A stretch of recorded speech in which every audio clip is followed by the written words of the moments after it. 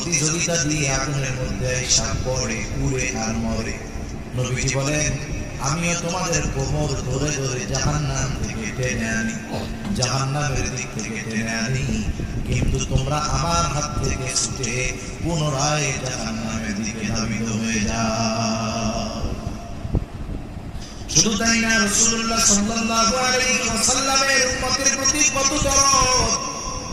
উম্মতের দ্বারা আঘাতপ্রাপ্ত হওয়ার পরেও নবীজি উম্মতের জন্য বদদোয়া করেন নাই।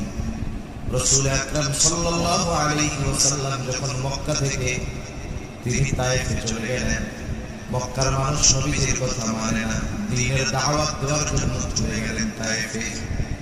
রাসূলুল্লাহ সাল্লাল্লাহু আলাইহি ওয়াসাল্লাম তায়েফে যাওয়ার পর তায়েফের মানুষ দলে দলে নবীজিকে পাগল বলে বলে পাথর নিক্ষেপ করলো। নবীজির গায়ে যে পাথর নিক্ষেপ করা হয়েছিল পাথরগুলো ছোট না,